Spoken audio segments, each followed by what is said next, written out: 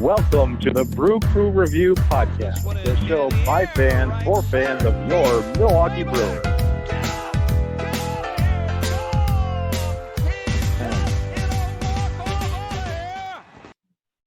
Welcome back, Brewer fans, to another edition of the Brew Crew Review Podcast. I'm your host tonight, Vince Travato, joined here on the set by the great man himself, Mr. Scott Bartell. Scott, how are you tonight? As good can be, I suppose, under the circumstances. Happy to be here, that kind of stuff. Yeah, when we say we're live on the set, that's a little bit of a misnomer, live meaning our cell phones at this point. But, Scott, you talked to our co-hosts, Craig and Chad. Are they joining us tonight or no? I have not heard anything from Chad. Not sure what he's doing right now. I think he is working out like a way to educate America's youth, not just his classroom. So Okay. Yeah, solving the nation's problems. So that's good. Yeah. All right. Craig said that he might be able to jump in here at any time. So now would probably be a good time. Oh, hey, finally. Craig, thanks for joining here. Hey, we just got started, and yeah, absolutely. Craig, glad you could join us this evening. Scott and I were just about to talk about, well, unfortunately, the main topic of the news the past couple of weeks here in the United States. Yeah, the lack of baseball because of the coronavirus. And as all of our listeners know at this point, spring training has been canceled. We did what now? And yeah, right. And opening day has been pushed back to a date unknown. Unfortunately, it was supposed to start, as all Brewer fans are aware, on March 26th at home at Miller Park against the Chicago Cubs, but we will hopefully play baseball at some point this summer, but dates to be announced because of the impact that Corona's been having across the country. Guys, we haven't talked a ton since the news all came out here with the cancellations. What are your initial thoughts and projections, thoughts about spring training being canceled and then projections on when the season might actually start? Craig, let's start with you.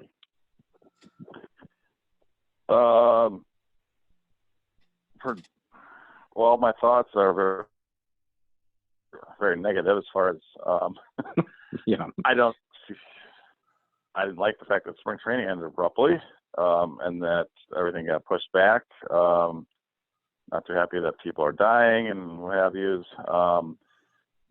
But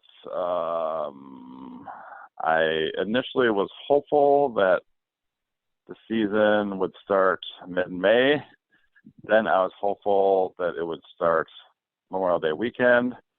Then I was hopeful it might start middle of June.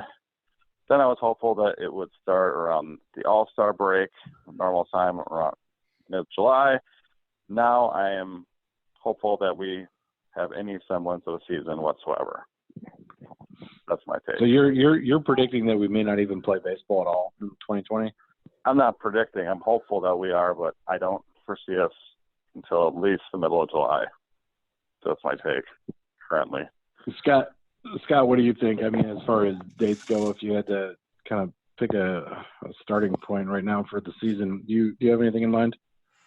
The whole point of everything that we've been trying to do is to kind of stall, and that means that stall waiting for a vaccine and all that kind of stuff. And so with that in mind, we're making it so that hopefully a bunch of people aren't affected at once, but when you space it out like that, it kind of means that this is basically going to be a threat, not only until there's an actual vaccine, but until it's administered to, I don't know, the whole nation or whatever. So with that in mind, if I was a betting man, I would bet that there will not be a 2020 baseball season. Yeah, it's definitely a possibility. I guess just to run the flip side on the argument, I'll take a little more optimistic tack and say maybe we can start at some point. I think it's optimistic to say that we'll have any baseball in May. I don't think that that's necessarily realistic. So I'll say June, but it's not really an educated guess at this point. It really remains to be seen. I don't know if there comes a point where it becomes pointless to even play any games. Is there a magic number here that we should be looking at in terms of, what realistically is the amount of games that we could play, or could be played that would still have, a legitimacy tied to it? A winner would still be viewed as a winner. It would be 50 games, 60 games, 100 games. What is it going to take, for the season to happen at all? And at what point do you call it? I mean, that's the question. Well, I guess I'll chime in and say that I think that if there's even a season of 10 games in September, October, or whatever, then that would be great, because people will be yearning for some sense of normalcy, for some baseball, and it'll be needed. The country, our country, the world will need that as a morale boost. So I believe that baseball will still be lined up more so than any other sport to still deliver on that promise, if there is any way to be allowed beyond the middle of July, for some semblance of normalcy to return to the country. Yeah. And it be safe, obviously. So I'm hopeful that that's still a possibility. It kind of depends on what happens here in the next, I would say, 4 to 6 weeks. That'll be a real telltale sign, and I think we'd know a lot more and a couple more podcasts from now. But as of now, having had this taping even 5 to 7 days ago, I would have been still saying, oh, yeah, I think Memorial Day is an option, but I'm not feeling quite that way right now, so unfortunately. Yeah, Craig, I'm with you in the sense that, a return to normalcy for the country definitely includes baseball. And, as you guys know, I'm a history fan. This would be the first time without professional baseball being played since 1845, if it didn't happen. I mean, there were still professional teams that existed even throughout the Civil War, even during World War II, during the Great Depression, after 9/11. There was always baseball during the worst times in our nation's history. And to think that an entire season could be canceled is unbelievable. I mean, it literally hasn't happened. So I certainly hope you guys are wrong. I fear that you're not, but this is just unbelievable. And even a few weeks ago, Craig, like you said, no one could have predicted that we would be shutting down spring training completely, or that the season would be delayed, let alone not scheduled for any date in the future. I do think that there's some incentive for, the return to normalcy as a country. I think that there's an economic incentive for the owners and the players to get back on the field as quickly as possible. A lot of details still remain to be sorted out. Does service time accrue for games that aren't played, for guys that are under contract? Are they free agents again if they signed a one-year deal? What are going to be those type of ramifications? Obviously, those are all secondary considerations when it comes to, first getting this thing under control from a medical perspective, save lives, get people self-quarantine, all those, basic things that people are having to do right now. But those are all topics for discussion at some point going forward when we do start to return to some semblance of normalcy, hopefully sooner rather than later. I do worry, and I actually even lose sleep at night with the thought that it's possible that Brett Anderson will never throw a pitch as a Milwaukee Brewer. Man. Very concerning. I think he signed a couple-year contract, didn't he? Or was it just a one-year deal? It was 1 year. Oh, shoot. Well, it would be very bothersome. I mean, obviously, that would not be good. It'd be Just interesting have him come across as the next Wade Miley, Craig. I mean, geez, we all want to see that. No, at this point, it'd be great to see Wade Miley and Brett Anderson team up on the Milwaukee Brewers. I don't care any player on our Milwaukee or the Burke Review Hall of Shame. They could all get together and be on the field, and I'd run out and buy a ticket right now to watch them. Yeah, I mean, the bottom line is we're going to be yearning for baseball, and not just us, not just our great listeners, but all of all of America will be chomping at the Yeah. bit to be able to support baseball and return to some form of normalcy and structure and all that stuff. And I mean, a great thing for a baseball fan to do, and I believe, I don't know where you can see it, but Ken Burns has, I think, agreed to or encouraged, I think, PBS to reshow his baseball documentary, which for all you baseball fans that haven't seen, I highly recommend watching all 9 innings, which I think are at least an hour each. So I'm sure you've got more than 9 hours of baseball history that you're willing to spend to do that. But what you'll really find is, like what Lynn says as a history buff, is that American history is very well tied in. There's a lot of some similarities between American history and the history of baseball. And I think that hopefully we can get through this and there'll be some positivity on the other end. And I think baseball will be there for us as Americans. That's my belief and hope. Yep. No, Craig, I share your long-term optimism and definitely your sense of history with that for the country. And to your Ken Burns point, it's actually, I know it's streaming on Amazon as well, if you guys are Amazon Prime members, and they've got, it's 10 innings now because they added an extra inning a few years ago to kind of update the series. It was originally 9 and they added a 10th inning, and it's all on Amazon. And we've actually started to watch it as well. So we just started doing that. We're working our way through a list of, we started with the top 10. It's quickly grown into the top 15 and now the top 20 baseball movies that are out there. And I included that in the series to get a full 10 innings out of one movie. So we're working our way through. A couple nights ago, it was The Babe with John Goodman. So next on the docket is 61, about the 1961 Yankees home run chase with Mickey Mantle and Roger Maris. But we've already watched Bull Durham, Major League 2. We're 8 men out. Worked our way through the list so far, but Ken Burns' baseball is definitely on that list as well. I know Scott said he was watching Mr. 3000 recently, so. Hey, we were all at that. That's right. I did watch it. I'm like a little bit late, I suppose. Believe it or not, it was not nearly as bad as I thought it would be. So maybe it's partially just because like my perspective has changed. Like I hadn't gotten to watch any baseball at all and was just really, craving it. So not horrible. Yeah, that'll go on the list soon, guys. Yeah, we actually just got RBI Baseball on Nintendo as well. I was telling Scott in our pre-production meeting here, so we're at least able to watch some sort of baseball on the television set that way too. But it's desperate times, guys. I mean, first step is to get some toilet paper. Second step is to hopefully see some baseball games fairly soon. Yeah, I found toilet paper in the store this morning for the first time all week, actually.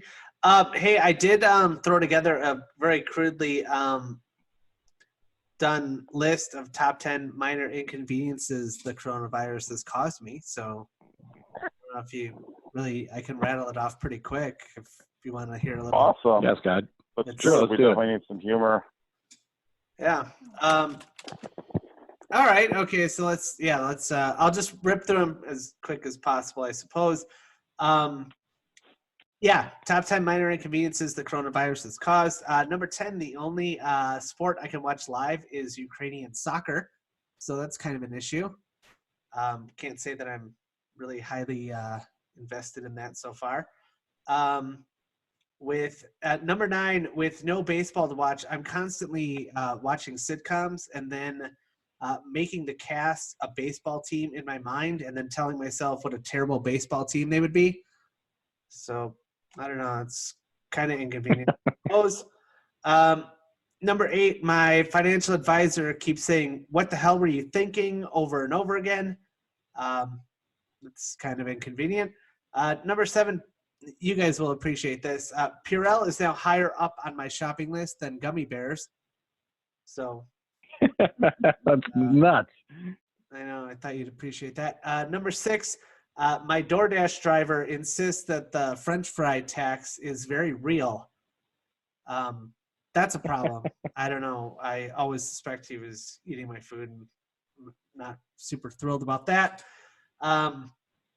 Number 5, and I hope a lot of people from Wisconsin can appreciate this one, or hopefully haven't had to do this, but in order to free up freezer space for food, my Jägermeister has been moved from the freezer to the fridge.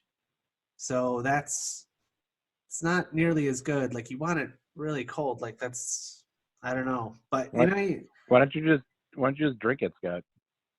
I think the colder the better when it comes to Jaeger, but I don't know. That's just me. Maybe I think most people would probably tend to agree with me, but like I said, we all have our cross to bear during these these really tough times. So, number 4, with the schools closed, kids have more time on Xbox to beat me in games and bully me. That is a minor inconvenience. Number 3, despite having full rations, women are declining my offer to, quote, hunker down with me. So you win some, you lose some, Scott. Yeah, it hasn't been a great pandemic so far. But let's see. Number 2, due to the lack of toilet paper, socks have been repurposed. I'll just let your imagination run wild there. And the number 1, minor inconvenience the coronavirus has caused. I lost my goddamn job. So there's that. Well, at least you still work for the Scott, Broker Review, and you can count on our profits here on the podcast, Scott. We're actually you can't say goddamn on the podcast, Scott. Oh, don't worry, Craig. Nobody's listening anyways. Yeah, Okay. It's a very good Major League reference. Yeah. Additionally, I'll mark it as explicit. It's fine. So. Yeah. Well, Scott, I'm sorry to hear that you've been inconvenienced. Yeah. That's really a devastating effect here. Are you guys, staying in place, staying safe, all that kind of stuff?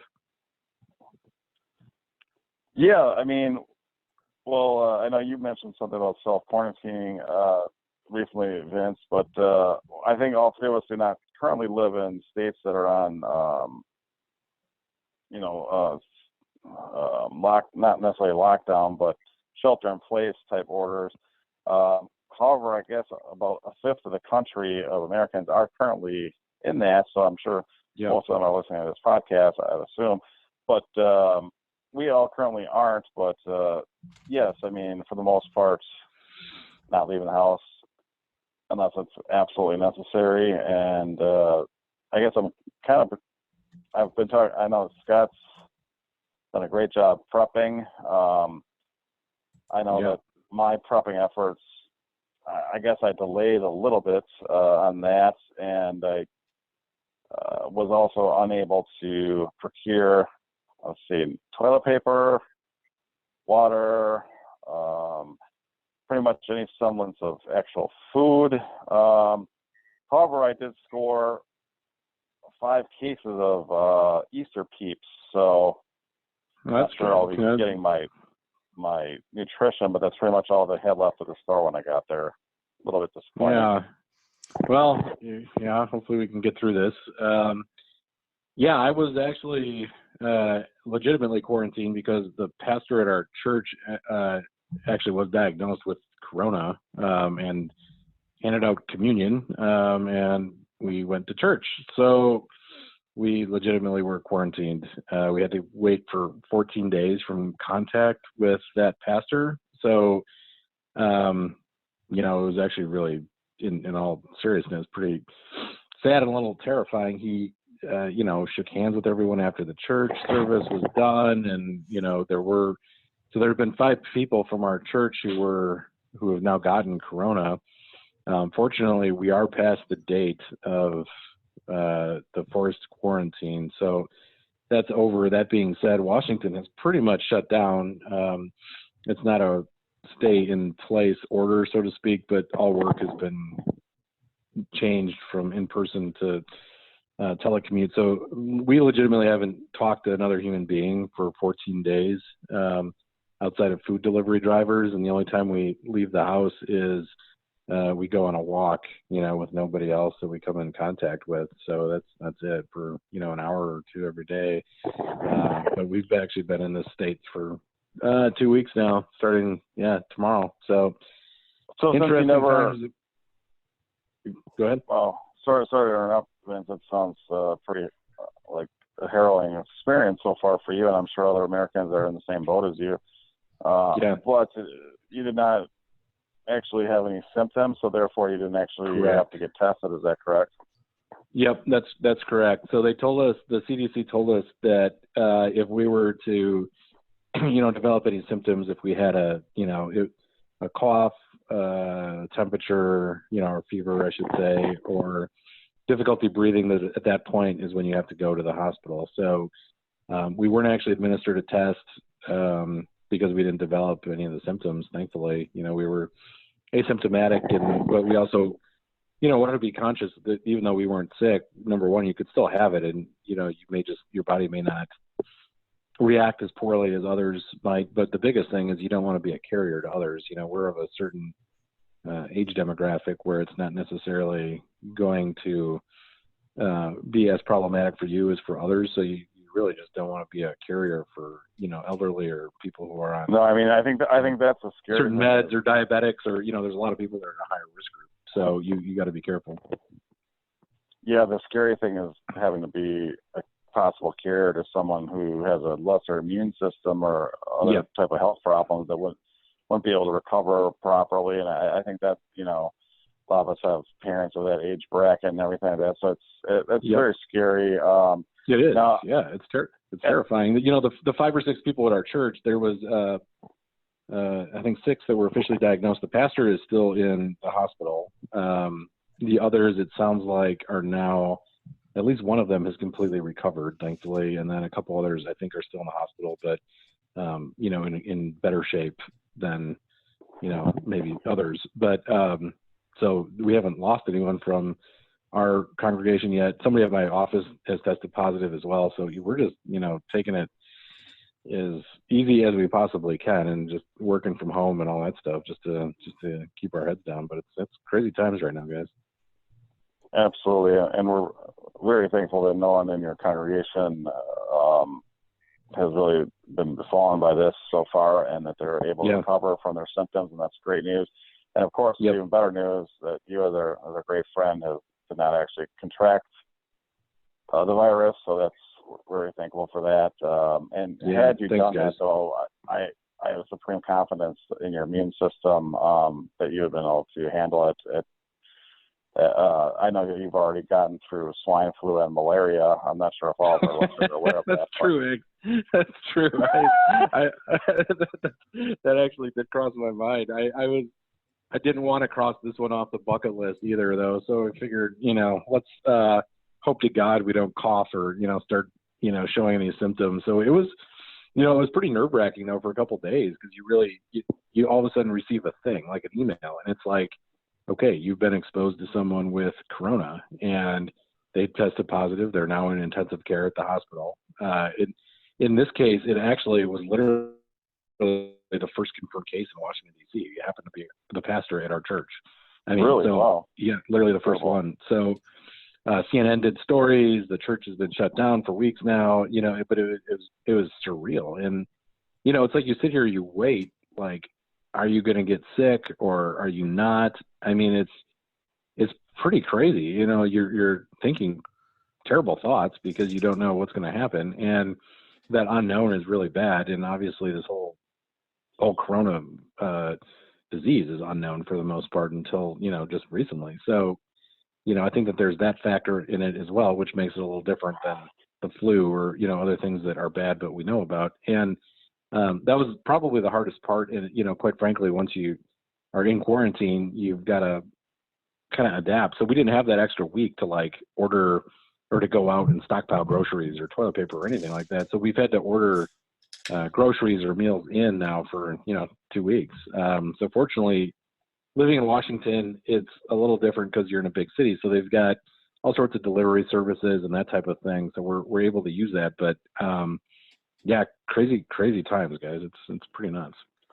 Not sure if I want to be a delivery driver at this point, but I see what you and they show up wearing gloves, and we just have them leave it outside.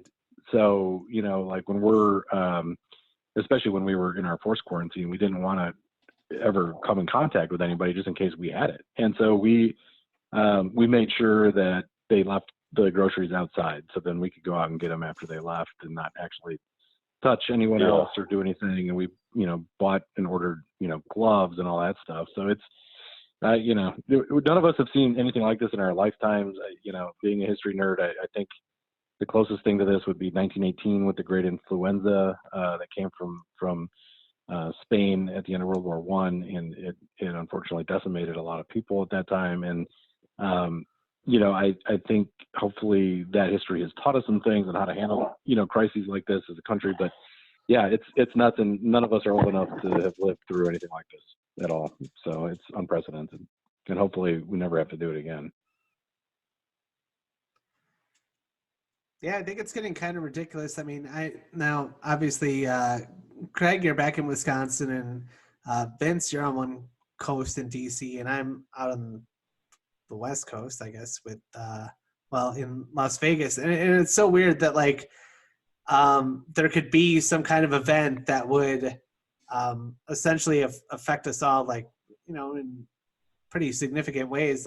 Luckily, I've actually had plenty of time to prep because I got laid off a week ago. So I was like, oh, okay, I may as well, I guess, start figuring out what I need, and then grab everything you can, and then batten down the hatches, I guess. So, it's been interesting, I guess, but it's just weird seeing like photos of the Las Vegas Strip or something like that, and it's just completely empty. It's just weird. Yeah, I mean, and out here, government buildings are essentially closed. We're, all working from home, so we're still working. We're still responding to things, but at the same time, in my particular area of international energy, I mean, the whole world is affected by this. So no one is pursuing typical business activities at this point. It's like we're all just shut down, and it's unbelievable. The human side is, of course, the top priority when it comes to people's health. The economic side, though, is also, huge and does affect a ton of people. And, we're all seeing that, I think, firsthand in our daily lives. So like I said, it's historic, it's unprecedented, and it's not something that I don't think anybody could have predicted just, a month or 2 months ago.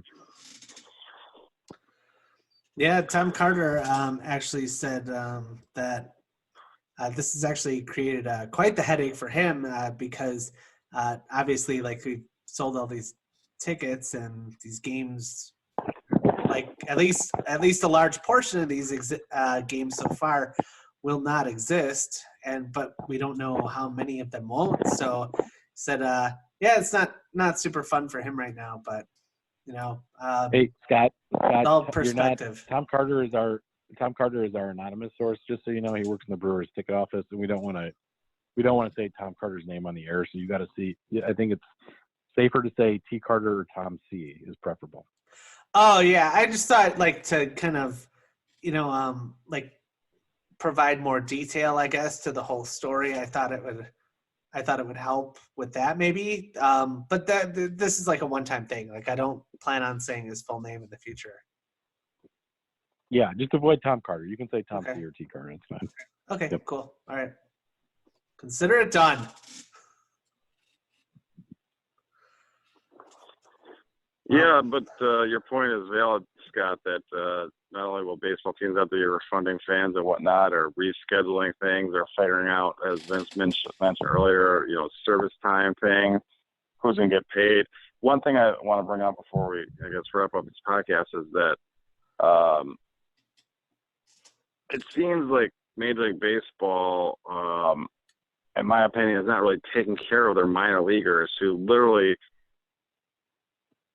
kind of almost live paycheck to paycheck. They don't get paid very much. And I've even heard some rumors that minor league baseball organizations and teams themselves are going to struggle to stay alive unless during this time. And I feel like Major League Baseball themselves have the financial ability to reach out to olive branch to these players and actual minor league organizations, and they haven't stepped up and done that yet. And not that's necessarily their responsibility, but I guess what's your take on that? Hey, Craig, did I see something that that all teams have chipped in? I think it was $1 million to kind of fund both part-time employees and minor leaguers during this time, or did I not see that? I don't know if the intern's getting the right story. Yeah, actually, well, a couple things here. One, we had to let all of our interns go. One, because they were completely incompetent and didn't do any actual work. And two, like we just said, like, oh, for the safety of them, like, and they said, oh, can we work from home? And you're like, we don't even work when you come in, so don't worry about it. And then didn't you say that a couple of your interns refused to stand 6 feet away from you also, Scott? Yeah. Yeah. Well, I mean, part of it was like I would run at people and like they'd have to backpedal as fast as they could and they'd fall over and I'd laugh and like, you know. But no, I think yeah, it's being finalized right now. Yeah. So MLB will give them a stimulus package, I guess. So I know that it definitely is an olive branch and it's definitely sorely needed for them. And I know that there's been frankly some bad blood between MLB and the minor league system, like especially in the last I'd say year or two. So this is definitely a step in the right direction. Yeah, and there was that debate going on, as you guys will remember, before anything happened with Corona, but about contracting a fairly high number of minor league franchises, and I think it was pretty controversial. I don't think it was going to take effect for 2020, but it was talked about going forward for 2021 or 2022. And you're right, Scott. There was a lot of bad blood, it seemed like, and Craig, to your point, yeah, these guys do not get paid well in the minor leagues. I mean, many of them make minimum wage type of money, and not working for 6 months during the baseball season, not having another career to fall back on necessarily is going to be devastating, especially when the entire economy is hurt. It's not like right now many people can just go out and get another job. I mean, the economy is essentially at a standstill in the short term, at least because of Corona. So I do hope that there is that these reports are true, that these guys are going to get covered.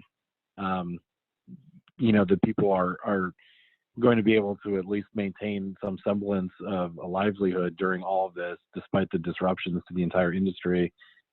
It remains to be seen the economic effect on the major league franchises themselves through this too, though, and that should also be considered. So, we all know that teams rely on TV revenues, attendance, and all of those things depend, of course, on games being played. So everyone is taking a hit with this, but let's hope that there's enough, money in the pie to go around to help to cover some of these minor leaguers in the short term here. As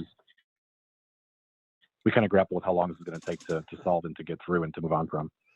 It's difficult to predict how much of an actual economic impact this will have, not on just the game of baseball, but of course throughout society. But I'm glad to hear that, and I did hear a little blurb about that the teams did agree to each donate $1 million toward that. I didn't know that much of it at all was going to minor leaguers, but or to minor league affiliates.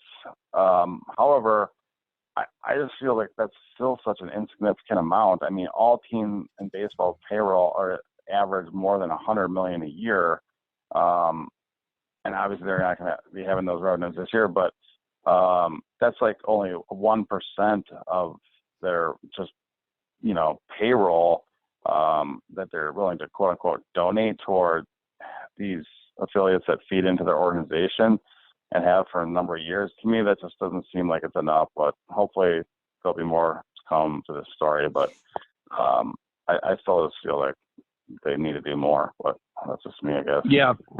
No, on a personal level, Craig, I totally agree with you. I think that there is enough money in the pie to do that. I just think that it remains to be seen what the larger, economic impact is. What we don't know is like how much revenue does a team like the Brewers, how much is taken in during the course of the season based on the fact that they're actually, playing 81 home games and selling merchandise. Right now, the team store is even closed, and airing games on TV and all the other ways that teams make money. So what we don't know is not what team's value is in Forbes, but what it is in terms of operating revenue in a given year. And are major league teams beholden to pay major league players right now? I mean, I assume so, but I don't know the answer to that. And I don't know that it's even been discussed because nobody wants to talk about the worst case scenario, which we brought up at the beginning of our podcast, which is what happens if the entire season is canceled. So, if you've got a team that still is forced to make $120 million in payroll commitments to major league players for games that are not played, that is going to be a huge factor. My guess is a lot of it's covered by insurance, just the way that major league contracts are worded, but I don't know how that applies to minor league salaries. And that's a very, very valid question for all concerned. Yeah, actually, to pivot slightly, who else who's actually benefiting most from this? And I know this isn't probably an original thought. I don't even know who to attribute it to, though, because there have been a lot of people that brought it up. Was the Houston Astros, like, wow, they suddenly they're like, instead of them being on every single sports affiliate for all the wrong reasons every night, now they're not even really talked about. So I definitely encourage people to while they have this time off, if they do have any time off, maybe it's a great time to go back and look at all those games again and come up with some more dirt on them.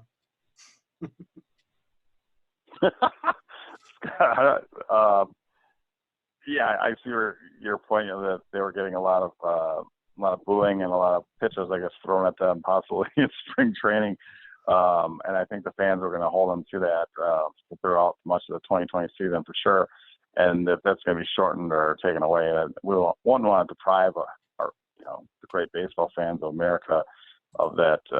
But I have full faith in those fans that they'll be able to hold over that negative feeling toward the Astros all the way to 2020 and possibly 2021 and possibly beyond. So, but hey, I see what you're saying. They definitely, if there was ever a little bit of a diversion to help someone, I guess, in some ways, if you're looking for any form of positiveness as far as this, I guess if you're a Houston Astro fan, you kind of got a little bit of a break there.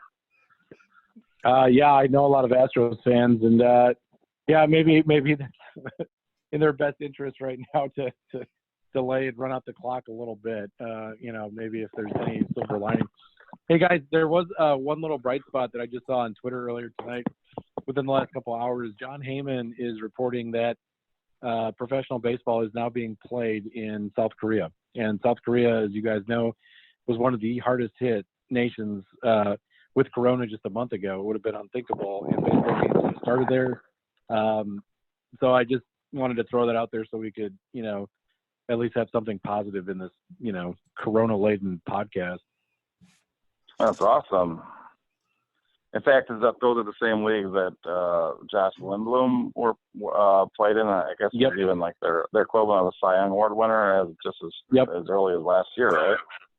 Yeah, last year, and then Eric Thames, going back a few years now, but he was, hitting 50 home runs in that league. It's a professional league. It's a league that, major leaguers play in. And bottom line is, medically speaking, if that country has been cleared to play baseball literally a month after being in complete shutdown mode, that's a really, really good sign. I don't want to get overly optimistic and predict that happening here. It's going to take a lot of discipline for society to quarantine to that level, probably, that the Koreans did. But just wanted to throw it out there as a bit of a positive during a very negative overall week.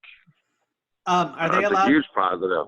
Are people allowed to attend the games, or are they just playing to televise? There wasn't. I didn't see the details in the follow-up. I didn't see that there were any restrictions on it, though. So I don't know the answer to that, but I didn't see that there was anything that was limiting fans from attending. Gotcha. Okay.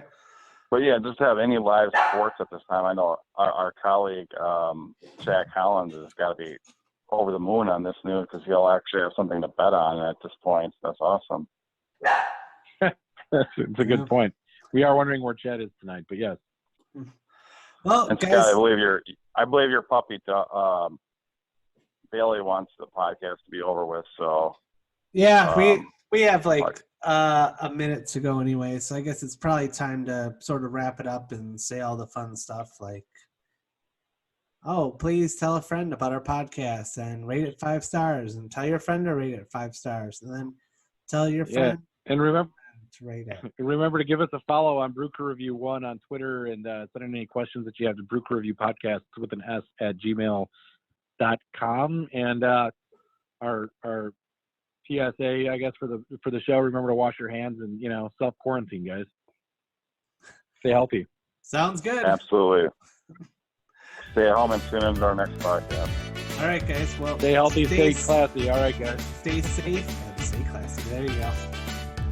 All right, go Brewers. Let's hope for some baseball soon, guys. Yeah. Brewers. Go Brewers. Go Brewers. Dun, dun, dun, dun.